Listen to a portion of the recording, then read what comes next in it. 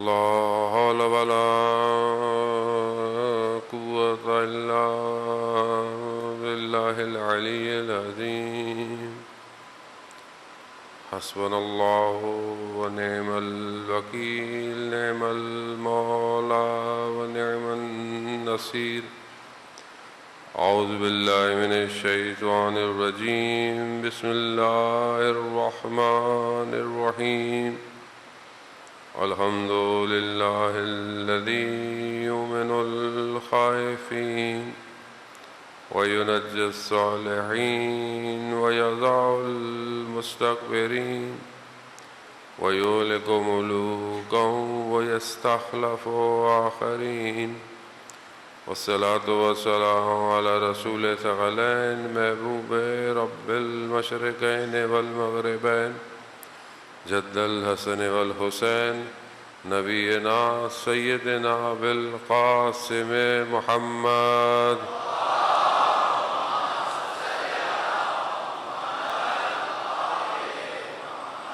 وعلى آله الطيبين الطاهرين المعصومين، لا سيما بقية الله في الأرضين. روحي وأرواحنا لتراب مقدم الفداء ولعنة الله على أعدائهم أجمعين.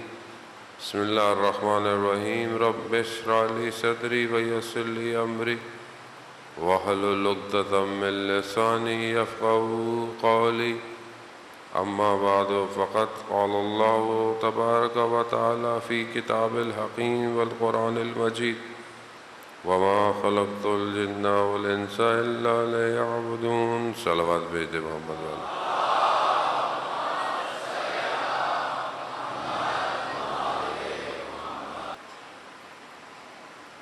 آٹھ محرم کی شب ہے.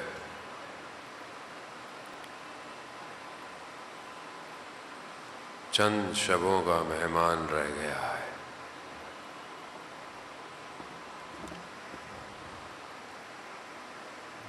روایات جو بعض کہتی ہیں، جو بیان ہوتا ہے، آج 7 کا دن تھا، 3 دن پہلے پانی بند ہو گیا.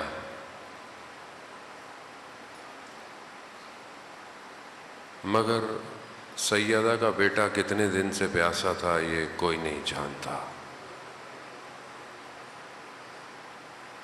شبیں مصیبت کی شبیں ہیں.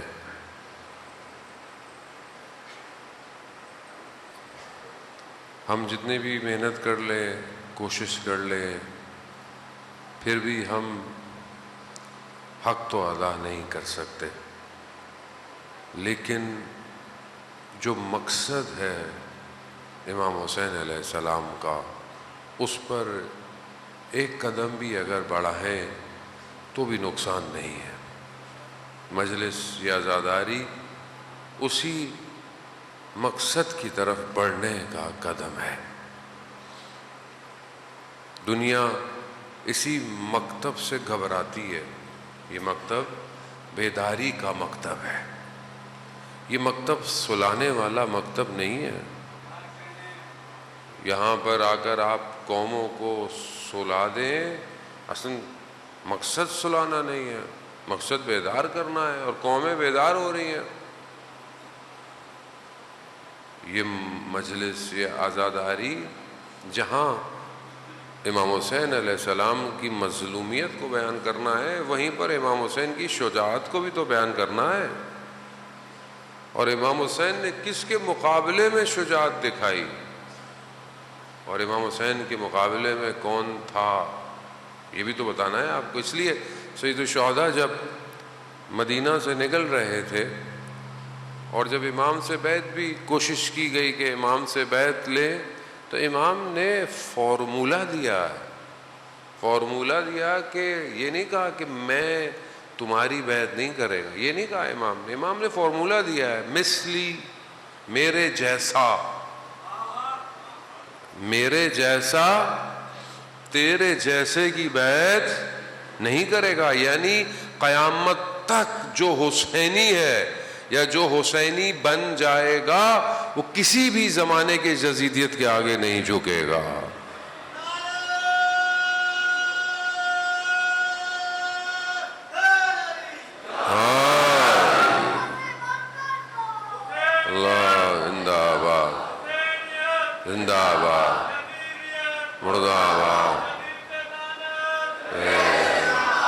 وہ اب یہاں بہرحال ہر دور میں ہر زمانے میں تقاضے ہیں. ہر ائمہ علیہ الصلوۃ والسلام نے اپنے زمانے کے حساب سے اس زمانے میں جو اللہ نے ان کی ذمہ داری تھی اس کو ادا کیا. سید الشہداء کے زمانے میں جو قیام تھا انہوں نے قیام کیا. سید الساجدین علیہ السلام نے دعاؤں کے ذریعے سے احتجاج کیا, دعاؤں کے ذریعے سے تبلیغ کی. ہر امام نے اپنے زمانے سے, لیکن فارمولہ ایک ہی ہے, فارمولہ حق کی طرف بڑھنا, حق پر ہونا اور باطل کے مقابلے میں ہونا ہے. گرے لائن نہیں ہے زندگی میں کہ آپ بولیں کہ میں نہ ادھر ہوں نہ ادھر ہوں, ایسا نہیں ہو سکتا, ایک طرف ہونا پڑے گا. اور آج دنیا میں حق کہاں ہے وہ یہ انسان کو پتا ہونا چاہیے. آج دنیا میں باطل کیا ہے, باطل طاقتیں کون سی ہیں, باطل چاہتا کیا ہے. کیوں آپ کو یہ سوچنا ہے؟ آپ بولے ہمیں اس سے کیا سوچنا مولانا, آئے مصائب پڑھیں روئیں گھر جائیں, میں آپ سے کیا ہے جانے محترم. تو پھر آپ کس حسین کو رو رہے ہیں یار؟ عزیزان محترم, وہ انسان کو پتا ہونا چاہیے کہ سید الشہداء جو اپنی اتنی عظیم قربانیاں لے کے کربلا آئے, اس کا مقصد صرف قوم روئے, رو کے گھر چلی جائے. ایک آنسو کے قطرے کا اجر اتنا ہے کہ جہنم کی آنکھ بجھ جاتی ہے, لیکن آنسو معرفت کے ساتھ ہو, ورنہ روئے تو کوفہ والے بھی تھے, مگر کوفہ والے نے روئے نہیں تھے کیا؟ جب یہ لٹا ہوا کارواں, اسیر کارواں پہنچا, جب ان کو پتا چلا تو کیسی رونے کی آوازیں آئیں. تو بی بی نے کیا کہا کہ اب تمہارے ان گریوں اور بہنوں سے کچھ نہیں ہونے والا. تو صرف رونا کمال نہیں ہے, معرفت کے ساتھ رونا کمال ہے. یہ رونا تمہیں بزدل نہ بنائے, یہ رونا تمہیں اتنا مضبوط کرے کہ دشمن کی صفوں کو چیرتے ہوئے چلے جاؤ. یہ ہے رونا. تو سید الشہداء کا مقصد زمانے کے یزید کے سسٹم کو کھولنا تھا. یزید کا سسٹم, آج یزیدیت کا سسٹم کیا ہے؟ آج یزیدیت کا سسٹم انسان کے ساتھ کیا کر رہا ہے؟ وہ یہ بہت ضروری ہے. اگر آپ اس بیداری کے ساتھ ہیں تو اصل آپ کو کوئی نہیں کہہ رہا کہ آپ باہر نکلیں اور اپنے آپ کو ایسے, نہ, اصل ہدف اس آخری کی امامت تک پہنچنا ہے. کیونکہ جب تک آپ میں شجاعت نہیں ہوگی آپ امام زمانہ کا ساتھ نہیں دے سکتے. آپ میں شجاعت نہیں ہے, آپ اپنی زندگی میں ریلیکس موڈ پر ہیں. ریلیکس موڈ ہوتا ہے نا, بس ہمیں اس سے کیا. ایک آدمی ہوتا ہے نا نوکری کرتا رہتا ہے, کہتا ہے بس تھوڑے نوکری کرتا رہتا ہے آدمی, نوکری صحیح ہے, نوکری کے اندر جو ہے وہ کام صحیح چل رہا ہے, رسک کون لے, جاب بزنس کون کرے, ہوتے ہیں بہت سارے لوگ, آدھے کہتے ہیں بس یہی صحیح رہے. اس طرح ہم اپنی زندگی میں ایک ریلیکس موڈ پر ہے. یہ ریلیکس موڈ ہمیں کیا کہتا ہے, ہمیں اس سے کیا, دنیا میں کوئی مشکل ہو رہی ہے, دنیا میں کوئی پریشانی ہو رہی ہے, دنیا میں کوئی ظلم کر رہا ہے, کہیں پر قوموں پہ حملے ہو رہے ہیں, ہمیں اس سے کیا, فلسطین میں کیا ہو رہا ہے, ہمیں اس سے کیا فرق پڑتا ہے. خوبصان محترم, بے حیائی معاشرے میں پھیل رہی ہے, برائی پھیل رہی ہے, نشہ پھیل رہا ہے, جوان تباہ کیے جا رہے ہیں. یونیورسٹیوں کی حالتیں آپ اپنی دیکھیں, ٹی وی کے ڈرامے آپ اپنی جگہ پہ دیکھیں, میڈیا کا کردار اپنی جگہ پہ دیکھیں, قوم بے ضرر ہوئی ہوئی ہے, خاموش. بس میں یہ نہیں کہہ رہا مطلب آپ کو کوئی سیاسی بات یا غیر سیاسی بات نہیں, اصل یہ تو جنرل بات ہے نا. کوئی بھی حکمراں ہو, کوئی بھی حکومت ہو, یہ تو انسانیت کا مسئلہ ہے نا. بے غیرتی, بے حیائی, برائی تو خدا کے مقابلے میں ہے نا, کسی حکومت یا کسی پولیٹیکل شخص کے مقابلے میں تو کوئی بھی چیز نہیں ہے. یہ تو انسانی تقاضا ہے. اس کے معاملے میں قوم کیوں نہیں کھڑی ہوتی؟ اس کا مطلب کیا ہے؟ اس کا مطلب ہے کہ جتنا ہمیں استعمال کیا جاتا ہے اپنے معاملات کی خاطر کیا جاتا ہے, انسانیت کی خاطر ہمیں کوئی نہیں پکار رہا. کیوں نہیں آپ سڑکوں میں نکلتے کہ معاشرے سے بے حیائی برائی ختم ہو جائے؟ کیوں کوئی گروہ یا کوئی ٹولہ جو ہے وہ احتجاج نہیں کرتا کہ یہ جو نشہ جو ہے وہ اتنا کھلے عام یونیورسٹیوں میں بکتا ہے اس کو روکا جائے؟ کیوں نہیں کرتا کوئی؟ کیونکہ قوم کو سونے والے کیپسول لگا دیا. کسی دنیا کے کسی بھی درس میں مکتب میں بیداری نہیں سوائے حسینیت کے، یاد رکھیے گا. باقی اکثر اور میجورٹی جو ہے وہ درباری ہے، سب درباری ہیں. درباری تو تھے ہی ہے، اذانیں بھی دیتے رہے، دربار میں اذانیں بھی پتہ نہیں کتنی ہو گئیں. کیوں نہیں یزید کو اتار پائے؟ مگر سب حافظ قرآن نہیں تھے. لا الہ الا اللہ بغیر ولایت کے جب آئے تو یہی ہوتا ہے. خوب ہم اپنی زندگی میں کیا کر رہے ہیں جانے محترم. بہرحال یہ سوالیہ نشان ہے. 8 محرم ہو جائے گی، 1-2 محرم رہے گی، آگے محرم ہے، آپ سنتے رہیں گے مجلسیں عزاداری، آپ 2 مہینے 8 دن سنتے رہیں گے، لیکن آپ کے اپنے وجود میں تو تبدیلی آئے. میرے وجود میں تبدیلی آئے. ہماری گفتگو یہ چل رہی ہے کہ بہرحال ہم ایسے زندگی میں فیکٹرز، عوامل کو کریں کہ جو ہمیں ہمارے امام تک لے کے جائے. یہ چند دن بہرحال میں نے ٹوٹے پھوٹے الفاظوں میں آپ کی خدمت میں کچھ بیان کیا. جو مہم گفتگو تھی وہ ہماری قلب کے اوپر ہے. قلب جو اللہ نے انسان کو دیا ہے وہ ہارڈ ویئر نہیں ہے، سافٹ ویئر ہے. اور وہ قلب مانوی قلب ہے، یہ بدن میں گوشت والا قلب نہیں ہے. لیکن آپ دیکھیں کہ جن چیزوں سے منع کیا گیا کہ جو قلب کو خراب کرتی ہے، ہماری گفتگو یہی ہے کہ قلب کو یا کوئی چیز اصلاح کر رہی ہے یا قلب کو کوئی چیز برباد کر رہی ہے. آج یہ جو معاشرہ خاموش بیٹھا ہوا ہے، بالکل آپ دیکھیں دنیا میں کیا کیا ہو رہا ہے، یہ اپنے ملک میں کیا کیا ہو رہا ہے، خاموش بیٹھے ہوئے ہم لوگ. برائی کے بارے میں برائی نہیں بولتے، ٹیچر کوئی کچھ نہیں بول رہا. یہ سب خاموشی کیوں ہے؟ اس کا تعلق کس سے ہے؟ قلب سے ہے. قلب میں کساوت ہو گئی ہے. قرآن میں جو ہم سنتے رہتے ہیں کہ کساوت قلب بڑھ جائے گا، موریں لگ جائیں گی، یہ باتیں کسی اور کے لیے نہیں، انسانوں کے لیے ہیں. یہ تو ہم بھی تو انسان ہیں. قلب کا تعلق آپ دیکھیں کہ کیوں کہا گیا کہ کچھ چیزیں قلب کو خراب کر دیتی ہیں. قلب بہت لطیف ہے، خدا نے اس کو بہت لطیف بنایا ہے. یہ قلب ہے کہ بعض اوقات آپ امام حسین کا نام سنتے ہیں آپ کی آنکھوں میں آنسو آ جاتا ہے. یہ قلب ہے، یہ قلب کی لطافت ہے کہ جو امام حسین کے ساتھ جڑی ہوئی ہے. لیکن اسی قلب میں اگر کثرت مال ڈال دیا جائے، کثرت مال کہاں ہے؟ قلب کے اندر ہے؟ نہیں. کثرت مال یعنی آپ نے مال جمع کر کے رکھا ہوا ہے، مال فزیکل ہے، قلب مجرد ہے، مانوی ہے. اس کا اس سے کیا تعلق ہو سکتا ہے؟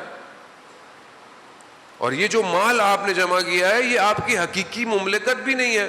مثلا آج پیسہ میرے پاس ہے، کل کسی اور کے پاس ہو جائے گا، پرسوں کسی اور کے پاس ہو جائے گا. لیکن اس کے باوجود اس دنیا کے مال میں خطرہ اتنا ہے کہ یہ قلب کو کثیف کر دیتا ہے. یہ بعض صدر اسلام میں لوگ امام علی کے مقابلے میں کیوں آئے تھے؟ کیوں آئے؟ دنیا. بعض کے مرنے کے بعد ان کے گھروں سے سونے کے انبار نکلے. کیوں؟ دنیا جمع کر لی. جس کے پاس دنیا آ جائے ولایت باہر نکل جاتی ہے اس سے، وہ نہیں آ سکتا. گاڑیاں الیکٹرانک ہو رہی ہیں، آپ بھی اسمارٹ واچ، ہر چیز یعنی ہر چیز ڈیجیٹائل ہو رہی ہے، لیکن انسان کے قلب کو کثیف کیا جا رہا ہے. بھاری کر دو. کثرت مال. حتیٰ روایت کہتی ہے امام باقر علیہ الصلوۃ والسلام ارشاد فرماتے ہیں،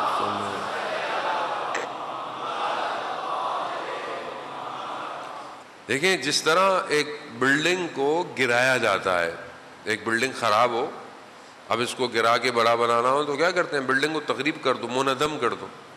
اسی طرح قلب کی بھی عمارت ہے، اور کچھ چیزیں قلب کی عمارت کو گرا دیتی ہیں، مسلسل گراتی. اس میں سے جیسے میں نے کہا مال ہے، اسی طرح قلب کو ایک چیز گراتی ہے. امام فرماتے ہیں کہ بخیل شخص جو کنجوس ہے اس کے چہرے پر بھی دیکھنا قلب کی عمارت کو گرا دیتا ہے. اب آپ بولیں گے کہ کیونکہ ہر چیز کے اثرات ہیں. بخل کنجوسی بھی سافٹ ویئر ہے نا، ہارڈ ویئر تھوڑی ہے. سامنے سے تھوڑی لگتا ہے آدمی کنجوس ہے، اندر سے کنجوس ہے، اندر سے بخیل ہے. اور اسی طرح کہ جب انسان کسی نیک کام کرنے والے کے چہرے پر دیکھتا ہے اس کا قلب آباد ہو جاتا ہے. کتنا فرق ہے، کتنا انسان انٹریکشن پر ہے. دنیا کیا کر رہی ہے؟ کیسے چہرے آپ کو دکھاتی ہے، کیسے چہرے آپ دیکھ رہے ہیں دنیا میں. کتنے اچھے لوگوں کے پاس بیٹھتے ہیں. اس لیے تو کہتے ہیں نا کہ انسان کو اچھے لوگوں کے ساتھ بیٹھنا چاہیے. کیوں؟ اثرات مرتب ہوتے ہیں. کیوں آتے ہیں؟ کیونکہ اچھے شخص کا چہرہ آپ کے قلب کو آباد کرتا ہے. A man is known by his company. انسان اپنی کمپنی سے پہچانا جاتا ہے نا. اب کمپنی جتنی خراب ہوگی، دوست خراب ہوں گے، آس پاس خراب ہوں گے، تو اس کے اثرات. یہ سافٹ ویئر انٹریکشن آپ کو دنیا کی کوئی دانشگاہ نہیں بتائے گی سوائے امام حسین کے. اسی لیے کہتے ہیں المجالس فی العلماء، علماء کے ساتھ اٹھنا بیٹھنا انسان کو آباد کرتا ہے. تو ہم کتنا بیٹھ رہے ہیں؟ یہ ہمیں دنیا کیا دکھا رہی ہے؟ دنیا آج کل آپ کو کیا دکھاتی ہے؟ آپ کا اب تو موبائل بھی اسمارٹ ہو گئے. اب آپ کو موبائل بتا دیتے ہیں کہ آپ نے کتنے گھنٹے اسکرین یوز کی، کتنے گھنٹے آپ نے یوٹیوب یوز کیا، سب. تو آپ اپنی دن میں خود فیصلہ کر لیں کتنے گھنٹے آپ کس کو دیکھ رہے ہیں، کن چیزوں کو دیکھ رہے ہیں. اب اگر انسان غلطی کر بیٹھتا ہے، جھوٹ بولتا ہے، غلط بات زبان سے نکلتی ہے، نماز قضا ہو جائے، یا نماز پڑھیں اور نماز میں پتہ ہی نہیں ہے کیا پڑھ رہے ہیں، اس کا مطلب کیا ہے؟ اس کا مطلب ہے چہرہ، ایسے چہروں کو میری نگاہیں دیکھ رہی ہیں جو ٹھیک نہیں ہے. تب آپ کو کیا کرنا ہے؟ قلب، آپ کی آنکھوں سے ٹنل آپ کے قلب میں جا رہا ہے. پہلی چیز تو اپنی آنکھوں کو بہتر کریں، کیونکہ جو چیز انسان دیکھتا ہے یہ اس کے ذہن میں، عقل میں فریم بن جاتا ہے، اور یہ فریم اس کو تنگ کرتے رہتے ہیں. یہی چیز اس کے قلب کو ٹرانسمٹ ہوتی ہے. اچھی ہوتی ہے اچھے عمل کی طرف دعوت دیتی ہے، بری ہوتی ہے برے عمل کی طرف دعوت دیتی ہے. اسی لیے انسان کو مکروہات سے بھی بچنا چاہیے، یعنی وہ چیزیں جو حرام نہیں ہیں مگر کراہت رکھتی ہیں اس سے بھی بچنا چاہیے. کیوں؟ کیونکہ آج یہ مکروہ انجام دے گا، کل یہ حرام انجام دے دے گا. کتنے علماء ایسے تھے جن کی زندگی میں صرف حلال اور حرام، انہوں نے کبھی بھی مستحب کو مستحب نہیں سمجھا بلکہ اس کو جائز سمجھ کے انجام دیا، اور مکروہات کو حرام سمجھ کے چھوڑ دیا. اب یہ سب تاثیر انسان کے قلب کے اوپر ہوتی. اب ایک اور چیز جو انسان کے قلب پر ہے وہ رقت قلب ہے، یعنی قلب میں رقت ہونا. انسان کبھی کبھی دعا پڑھتا ہے، کبھی دعا پڑھتے پڑھتے اس کی آنکھوں میں آنسو آ جاتے ہیں. اس کا مطلب کیا ہے؟ اس کی قلب میں رقت ہے. کبھی کوشش کریں، انشاءاللہ کہ آپ کرتے ہوں گے کوشش، لیکن کبھی آپ پوری دعائیں پڑھ رہے ہیں، سب کچھ کر رہے ہیں، آپ کے قلب میں نرمی پیدا نہیں ہو رہی، لطافت پیدا نہیں ہو رہی. اس کا مطلب کیا ہے؟ رقت قلب ختم ہو گئی ہے. یہ سب سے بڑا خطرہ ہے کہ اگر انسان کے قلب میں رقت نہ ہو. انسان فضول باتوں میں کہہ کے لگا کے ہنس تو رہا ہے، لیکن انسان اپنے آس پاس چیزیں دیکھ کر اسے رونا نہیں آ رہا. آپ کو کسی اور کی تکلیف میں آپ کے دل میں تکلیف نہیں ہو رہی، اس کا مطلب کیا ہے؟ اس کا مطلب ہے کہ رقت ختم ہو گئی ہے. کسی کی تکلیف دیکھی آپ نے، آپ کو کچھ بھی نہیں ہوا. کثافت قلب، یہ جو آپ دیکھتے تھے کہ یہ جو شام میں یہ جو دوسرا ٹولہ تھا یہ کس طرح گردنیں کاٹ دیتا تھا، کیسے کاٹ دیتا تھا، اس کو پتہ نہیں کہ مسلمان ہے. کثافت قلب کیسے تھی؟ باقاعدہ گولیاں کھلائی جاتی تھیں جو قلب کو اتنا سخت کر دے. دنیا یہ کر رہی ہے، ہمیں پتہ ہی نہیں ہے. ہمیں پتہ نہیں ہے یہ جو ہم لوگ جنک فوڈ کھا رہے ہیں، پتہ نہیں کیا کیا کھا رہے ہیں. آج ہمیں کیوں نہیں دقت آتی؟ ہم ساری رات بیٹھ کے ٹی وی دیکھنا، نیٹ فلکس دیکھتے رہیں گے، ہم سے قرآن کا ایک صفحہ نہیں پڑھا جاتا. کیوں نہیں پڑھا جاتا؟ کوئی نصیحت کرے 5 منٹ سنا نہیں جاتا، لطیفے سناتے رہے آپ ساری رات بیٹھ کے. اس کا مطلب کیا ہے؟ اس کا مطلب ہے کوئی چیز ہمارے وجود میں جا کر ہمارے قلب کو سخت کر رہی ہے، اس کو بچا کے رکھیں. یہ اگر خراب ہو گیا تو وہ آواز نہیں آئے گی جو مکہ سے آواز اٹھے گی، یا ایھا العالم میں حسین کا فرزند ہوں، یہ آواز نہیں آئے گی. تو اپنے قلب کو بہتر کریں جان محترم. قلب اتنا وسیع ہو جاتا ہے کہ دوسروں کو بھی سمیٹ لیتا ہے.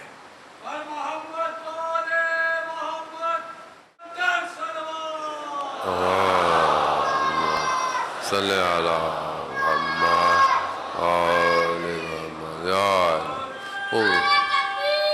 اللہ اکبر یا رسول اللہ، یا علی یا علی. وزان محترم،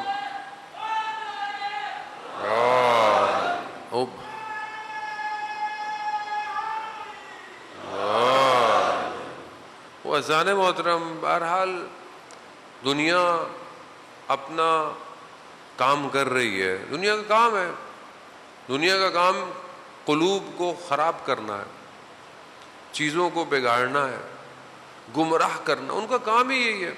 دنیا میں جو دوسری طاقت ہے وہ ساتھ ساتھ چل رہی ہے. اب یہ ہمارے اپنے اوپر آپشن ہے کہ ہم اپنے آپ کو کیسے صحیح کریں. اور ہم صرف صحیح نہیں کرنا ہم نے اپنے آپ کو، ہم نے معاشرے کو بھی لے کے چلنا ہے. آپ اپنے آپ کو صحیح کریں گے تو آپ امام کے کاروان میں شامل ہوں گے. اب انسان کسی کمال پہ پہنچے گا تو دوسرے کو کمال پہ لے کے جائے گا. جب انسان خود ہی دھسا ہوا ہے دوسرے کو کیسے اٹھائے گا؟ باپ خود نماز اول وقت نہ پڑھے، بچے کو بولے نماز پڑھو، کیسے پڑھے گا؟ باپ خود قرآن نہ پڑھے، بچے کو بولے قرآن پڑھے، کیسے پڑھے گا؟ ماں خود حجاب نہ کرے، بچی کو بولے حجاب کرو، کیسے کرے گی حجاب؟ پہلے آپ خود کریں گے تو دوسرا آئے گا. کچھ شہیدوں کے جنازے آئے، گمنام تھے، ان کا نام نہیں، پتہ ہی نہیں تھا کہ شہادت کہاں ہوئی، کیسے تھی. ایسے 3-4 جنازے تھے. آیت اللہ شمس الدین اپنی کتاب میں بیان کرتے ہیں ایک شخص جو بہت مشکل میں تھا، وہ ایک جنازے پہ لپٹ کر روتے ہوئے اس نے اپنا درد دل بیان کیا. شہید سے کہا کہ آپ کا رتبہ اتنا بڑا، آپ کو اللہ نے کیا مقام دیا، خدا کی بارگاہ میں میرے لیے سفارش کرے، میری مشکل حل کرے. کہتے ہیں ایک آدھ دن بعد معجزاتی طور پر اس کی مشکل حل ہو گئی. اس کی مشکل جیسے ہی حل ہوئی تو وہ شہید خواب میں آیا.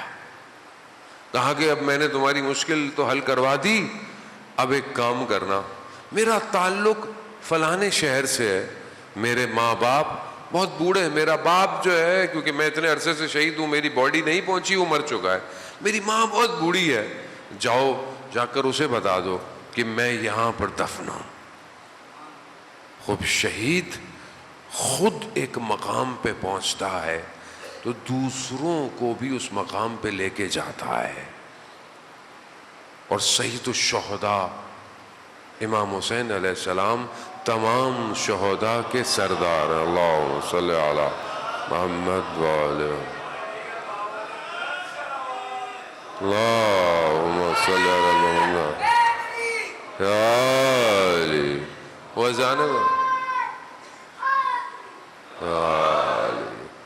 وزان محترم.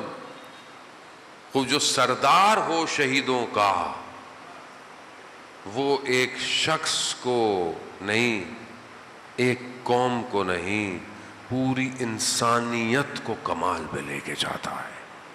پوری انسانیت. بس ہمیں اپنے اندر وہ صلاحیت پیدا کرنی ہے کہ ہم اپنے امام کا ساتھ دے سکیں بس. اور اس میں بھی شاید ہم نے کچھ بہت بڑا کام نہیں کرنا، بس اپنے آپ کو حسین پر قربان کرنا ہے بس۔ یہ جو ہم آپ آتے ہیں چند دن، اللہ ہمیں توفیق دیتا ہے، یہ بہت بڑی وہ ہے، یہ شاید ہمیں اس نعمت کا اندازہ نہیں ہے۔ یہ نعمت قلوب کو منور کرتی ہے، یہ ذکر مردوں کو زندہ کرتا ہے، یہ ذکر ہے۔ یہ ایک آدھ مجلس انسان کو کہاں لے کے جاتی ہے ہمیں پتہ ہی نہیں ہے، اور مجلس جو ہے وہ ظاہر سے نہیں ہے، باطن سے جاتی ہے۔ تہران میں ایک عالم دین تھے، انہیں کسی کا فون آیا کہ مجلس پڑھنی، خاتون کا فون آیا، چھوٹی سی مجلس ہوتی ہے، بچوں کی مجلس۔ مولانا نے کہا پڑھ دیں گے، ٹائم دے گا، ٹائم ہے۔ تھوڑی دیر بعد ایک شخص کا فون آیا، جسے ہمارے یہاں بعض اوقات فون کروا دیتے نا، مولانا صاحب منسٹر کا فون ہے، اس کا فون ہے، اس کی مجلس پڑھ دیں۔ تو ایسے کو فون آیا کہ ایک مجلس ہے جو بہت بڑا تاجر ہے تہران کا، اس کی مجلس ہے۔ تو اس نے بولا میرے پاس تو ٹائم نہیں ہے، میں تو یہ ٹائم کسی اور کو دیا ہوا ہے۔ کہا کہ وہ چھوڑو اس مجلس کو، یہ مجلس بڑی مجلس ہے، یہاں ہدیہ بھی بڑا ملے گا اور تعلقات بھی ہوں گے۔ بہرحال مولانا صاحب نے بولا کہ چلو ٹھیک ہے، ان کو فون کر کے معذرت کر دی، ادھر اوکے کر دیا۔ رات کو سوئے مجلس سے ایک دن پہلے، خواب میں کیا دیکھا کہ وہ جو مجلس، جو خواتین کی مجلس، جہاں بچوں کی مجلس تھی، وہاں پر امام اپنی بیٹی کے ساتھ کھڑے ہوئے ہیں۔ ایک دم بیدار ہوئے، شرمندہ ہوئے، ان کو فون کیا، خاتون تو معذرت کی کہ میں آپ کی مجلس میں ہوں، ادھر منع کر دیا۔ بولا بھائی مجھے نہیں پڑھنی کوئی کسی بڑے شخص کی مجلس۔ مجلس بڑی چھوٹی شخص کی وجہ سے نہیں ہے، مجلس خود ذکر حسین کی وجہ سے بڑی ہوتی ہے بس۔ عزیزان محترم، وہ ہم چھوٹی موٹی مجلس گھر میں بھی کیا کریں، ایک شخص گھر میں بھی کوئی بیٹھ جایا کرے۔ اور ماشاءاللہ ہمارے ہاں گھروں میں عزا خانے ہیں، عزاداری ہے، کبھی کبھی چھوٹی مجلس زیادہ قبول ہوتی ہے۔ یہ تو ہمارے یقیناً یہ بھی قبول ہی ہے انشاءاللہ، لیکن ہوتا ہے نا، آدمی کہتا ہے جی مجلس ایسی ہو، بڑے زیادہ لوگ ہوں، یہ پھر وہی مادہ ہے، یہاں قلب کو نہیں سمجھے۔ قلب صرف تنہا ذکر سے بھی کہاں لے جاتا ہے۔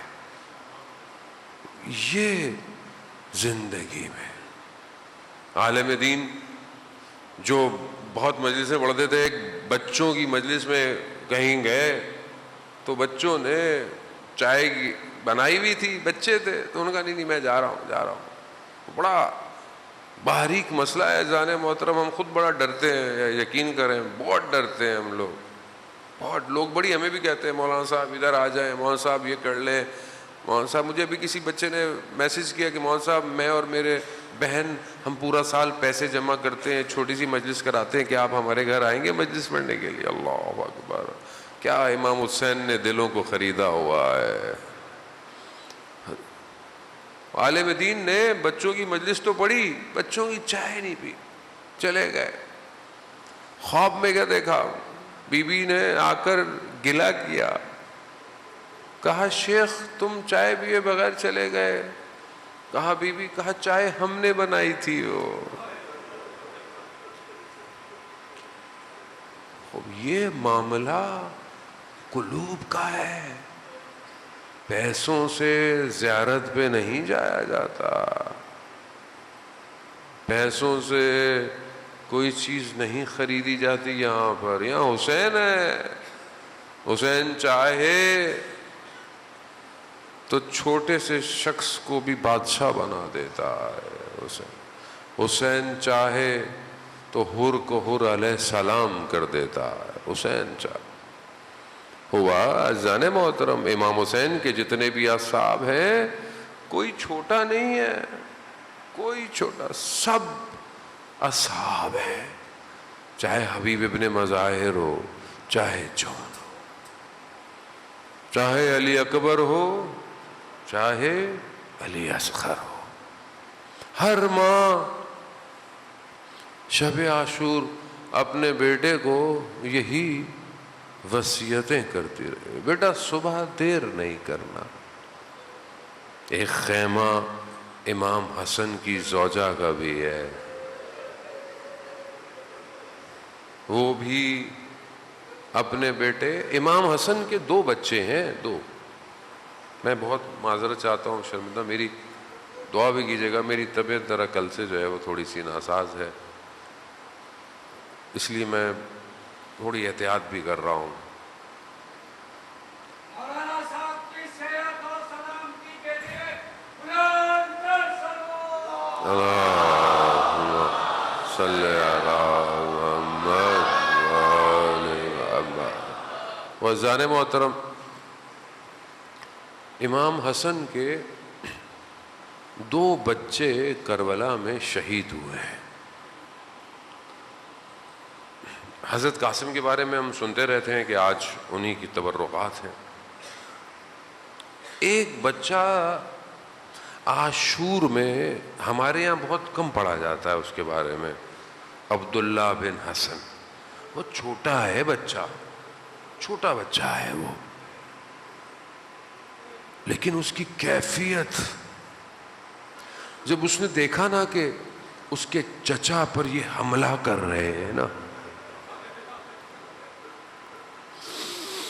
اس سے برداشت نہیں ہوا. چھوٹا سا ہے, اس نے دیکھا نا کہ جب سب لوگ میرے چچا کے اوپر لگے ہوئے ہیں تلواروں سے, تیروں سے, تو وہ کہتے ہیں کہ وہ بھاگا ہے, بھاگا, اور بھاگتا ہوا آیا اور اپنے چچا کے اوپر لیٹ گیا. بس وہ وہیں شہید ہو گیا وہ بچہ. یہ کم پڑھا جاتا ہے. امام حسن یہ نہ ہو قیامت میں ہم سے کہیں کوئی میرے دوسرے بچے کی شہادت نہیں پڑھتے تو. ہاں عزاداران محترم, مدینہ میں جب امام حسن کو زہر دیا گیا نا, تو تشت میں جگر کے ٹکڑے آ رہے ہیں. اس حالت میں امام نے اپنے چھوٹے سے بچے کو بلایا. حضرت قاسم جو ہے, حضرت قاسم کو بلایا گیا. حضرت قاسم کو جب بلایا گیا تو اس وقت چھوٹے ہیں, ایک خط سا لکھا اور ان کی والدہ کو دیا کہ یہ تعویذ بنا کر دے دینا. جب اس کی زندگی میں بہت مشکل آئے نا, تب اس کو بولنا اس تعویذ کو کھول لے. امام حسن کے وفات ہو گیا, شہادت ہو گئی, وقت گزر گیا. حضرت قاسم کو کبھی مشکل نہیں آئی زندگی میں. اور کیسے آتی؟ حضرت عباس جیسے چچا ہوں, امام حسین جیسے چچا ہوں, وہ مشکل کیسے ہے؟ کبھی نہیں آئی.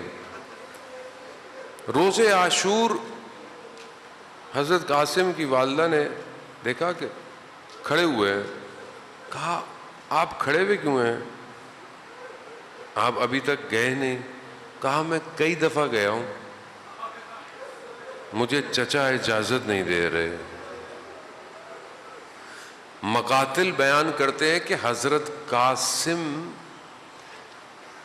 یعنی کبھی امام کے پاؤں چومتے ہیں, مجھے چچا جانے دے,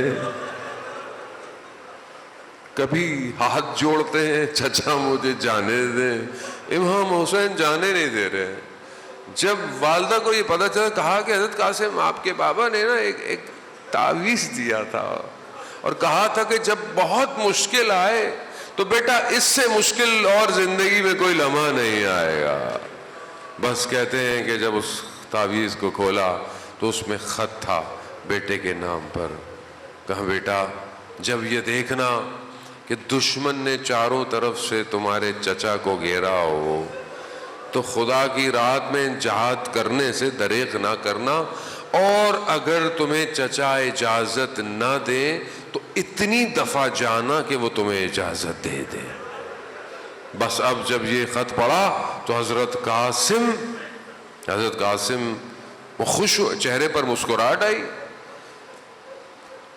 عزیزان محترم, جب حضرت قاسم کو آتے ہوئے دیکھا نا امام حسین نے، امام حسین سمجھ گئے اب قاسم سفارش لے کر آ رہا ہے۔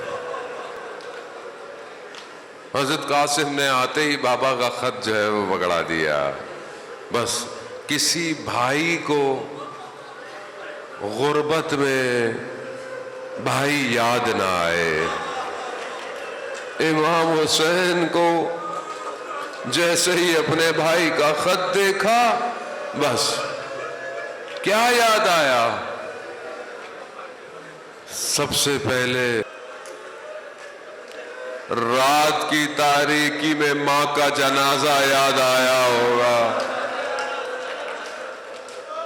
19 رمضان کو بابا کے سر پر تلوار یاد آئی ہوگی، اور پھر مدینہ میں اپنے بھائی کے جگر کے ٹکڑے یاد آئے ہوں گے۔ بس عزاداران محترم کہتے ہیں کہ امام حسین نے حضرت قاسم کو اپنے سینے سے اتنا لگایا، اتنا گریہ کیا کہ دونوں بے ہوش ہو گئے، بے ہوش ہو گئے۔ حضرت قاسم کو تیار کیا، 13 سال کا جوان ہے نا، 13 سال۔ ہمارے 13 سال کے کتنے جوان حضرت قاسم کی سیرت پر چلنے کو تیار ہیں؟ کتنے جوان ہیں؟ 13 سال کوئی عمر نہیں ہوتی، لیکن افسوس کہ ہم نے اپنے معاشرے میں حضرت قاسم کو زندہ نہیں کیا۔ قاسم کے معنی ہی ٹکڑے ٹکڑے ہو جانا۔ عزاداران محترم، حضرت قاسم کا بدن اتنا نحیف تھا کہ زرہ سینے پہ نہیں آ سکتی تھی، خول جو لوہے کا تھا وہ سر پہ نہیں آ سکتا، امامہ باندھا گیا۔ بس حضرت قاسم میدان جنگ کی طرف چلے۔ بیان کرتا ہے راوی جیسے کوئی چاند ہو جا رہا ہو، حسن کا چراغ ہے گیا، حیدر کرار کا پوتا ہے گیا، دشمن کو 1 کو 2 کو 3 کو، ایک ہی شخص کے 4 بچوں کو جہنم واصل کر دیا۔ اس کو طیش آیا مگر سامنے سے ہرا نہیں سکتے تھے۔ اس نے دھوکہ اور بہانے سے حضرت قاسم پر وار کیا، حضرت قاسم کو توجہ کو ہٹایا اور ایک نیزہ پیچھے سے حضرت قاسم کی پشت پہ وار کیا۔ بس عزاداران محترم، حضرت قاسم کی پشت پہ نیزے کو لگنا تھا۔ یہ لطیف سا بدن اس طرح جو ہے وہ زمین پہ آیا ہے کہ اس نے گرتے ہی کہا چچا جان میرا سلام ہو۔ عزاداران محترم، وہ لعین چاہتا تھا کہ جلدی سر کو تن سے جدا کرے، حسین اتنی تیزی سے آئے اور اس کے بازو کو قلم کیا، اس نے شور مچا دیا، بچاؤ مجھے بچاؤ۔ بس آپ صرف تصور کر سکتے ہیں، دائیں گھوڑے بائیں طرف چلے گئے، بائیں گھوڑے دائیں، اب درمیان میں حسن کا لال ہے۔ جیسے ہی وہ خاک نیچے اٹھی، مقتل کہتا ہے قاسم ایڑیاں رگڑ رہے تھے، امام حسین جب پہنچے ہیں مجھے نہیں پتا کہ کیا ہوا ہوگا۔ گھوڑوں کی ٹاپوں نے دائیں پسلیاں بائیں کر دی ہوں گی، بائیں پسلیاں دائیں کر دی ہوں گی، ہاں، مگر کسی بدن پر امام حسین نے یہ جملے نہیں کہے جو قاسم کے بدن پہ کہے۔ کہا قاسم چچا کے